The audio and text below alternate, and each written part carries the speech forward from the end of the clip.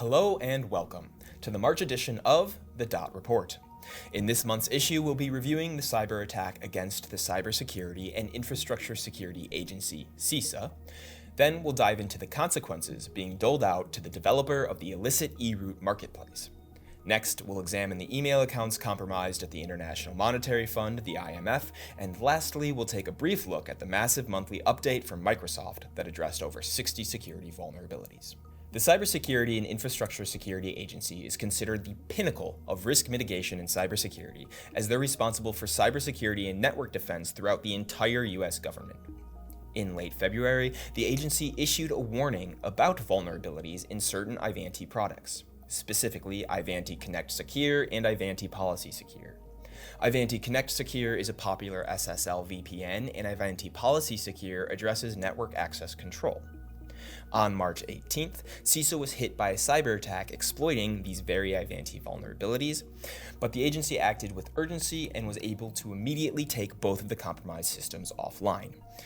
As such, no operational disruptions have yet been reported. An early report on the incident suggests that the compromised systems included sensitive information on the US infrastructure and private sector chemical security plans. While no threat group has been officially attributed to the breach, the security firms Velexity and Mandiant are under the impression that this is part of an espionage-motivated campaign. Ivanti has since released an official security advisory alongside mitigation tactics to be taken immediately, but it's worth noting that a more thorough security audit is in order if your business was using Ivanti products. The breach at CISA demonstrates just how important robust cybersecurity is, as the agency's incident detection and response plan helped them successfully avoid additional compromise, severe damage, and crippling downtime. In a story that's been several years in the making, the developer of the illicit e-route marketplace, 31-year-old Sandu Boris Diaconou, has been sentenced to 42 months in prison. In his time developing and operating e-route marketplace, it's estimated that over 350,000 stolen credentials were listed for sale. Diaconou was initially arrested in May of 2021 when he was caught trying to flee the UK and was later extradited to the United States in October of 2023. On December 1st of last year, Diaconou pleaded guilty to the charges he faced, which included conspiracy to commit access device and computer fraud and possession of 15 or more unauthorized access devices. This sentencing is another win in the international fight against cybercrime and once again reiterates the growing global dedication to halting cybercrime and bringing malicious threat actors to justice.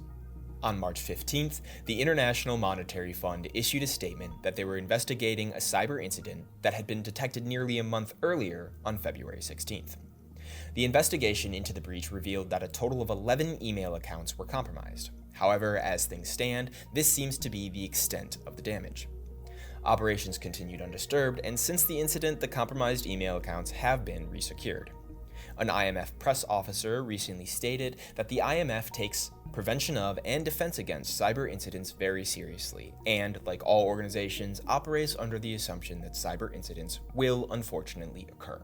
While the ongoing investigation has yet to reveal the intent behind the attack or the data that threat actors may have accessed, it's worth noting that neither the email accounts of Managing Director Kristalina Georgieva or other top officials were targeted in the attack.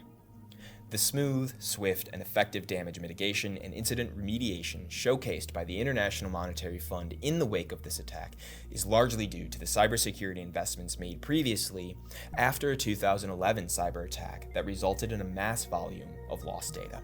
On Tuesday, March 12th, Microsoft rolled out their monthly update, which addressed 61 total vulnerabilities across their software offerings.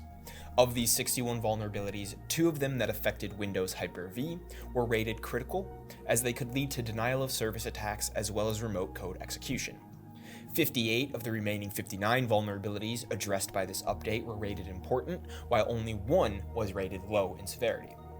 This update supplements the 17 additional security patches that Microsoft implemented in its Edge browser in between February's security update and this month's. While none of the vulnerabilities patched in this update were actively under attack by cybercriminals, 6 were categorized as exploitation more than likely.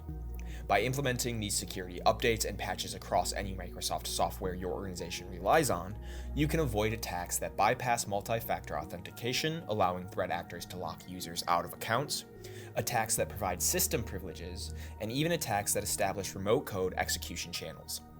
The cybersecurity stories this month showcase just how effective a robust cybersecurity strategy is, the benefit of powerful response and remediation, and the continued commitment to the fight against cybercrime on a global scale.